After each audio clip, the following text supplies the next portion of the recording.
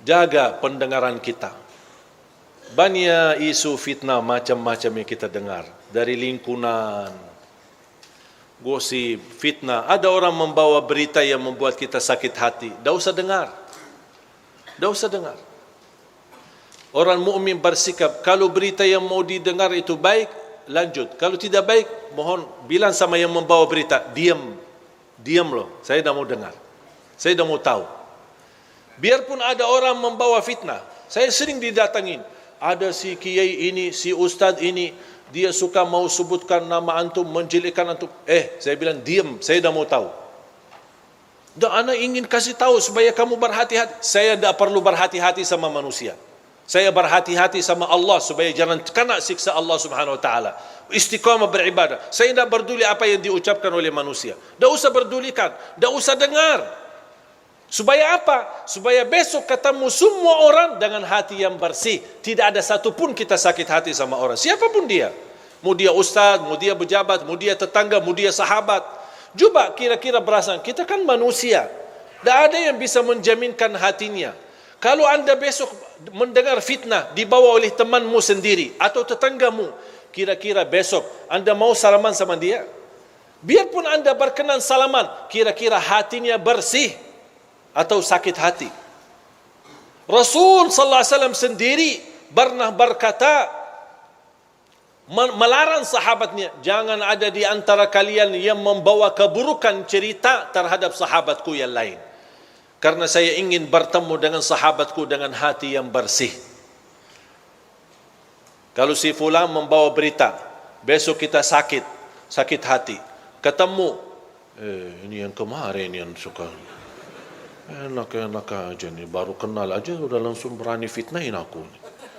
Ini kan bisikan kalbu. Dan itulah salah satu sebab yang terkunci hati kita. Makanya fantas kehilangan khusyuk. Karena ini perasaan, makanya tidak usah berduli. Dan saya belajar, orang yang ikhlas, dipuji, dihina, sama saja. Saya ulang lagi. Mudah-mudahan bisa difikirkan. Orang yang ikhlas, dipuji, diangkat, diagungkan, dimuliakan, dihina, dicaci maki, sama saja. Dia tidak peduli. Dia tidak peduli nilai manusia. Dia tidak peduli apa kata manusia. Manusia senang, dia tidak peduli. Manusia tidak senang, apalagi dia tidak peduli. Yang dia pedulikan, Allah senang, Allah suka, Allah ridha, Allah mau, sudah selesai. Kalau kita bisa hidup insya-Allah dengan seperti ini, insya-Allah kita punya hati nurani, akan baik sama semua orang dan selalu berbaik sangka. Jangan kita selalu bertafsir sendiri. Dua orang duduk di sana, mereka bisik apaan ya? Jangan-jangan aku yang pusing kita.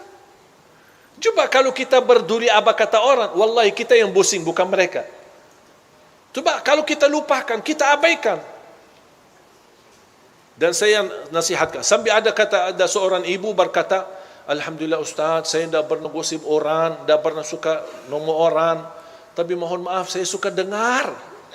Ya sama aja dosanya. Mendengar berita, melihat berita, caci maki, urusan orang, itu dosa semua. Tak usah peduli. Kita punya urusan sendiri. Dan selalu kita hidup dengan baik sangka. Walaupun anda melihat kawanmu yang suka di masjid, tiba-tiba masuk ke tempat maksiat, jangan anda su'uzzan.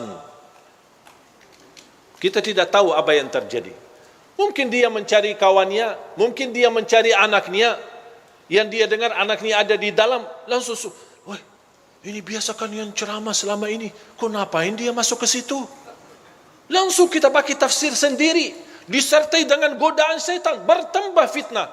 Begitu kita dengar berita huwak yang tidak ada asalnya dan tidak ada dasarnya, oh, ya betul-betul, saya kemarin lihat dia masuk ke tempat maksiat, bertambah buruk kita, bertambah beredar fitnah sana sini, dan kita membawa dosanya sampai hari kiamat.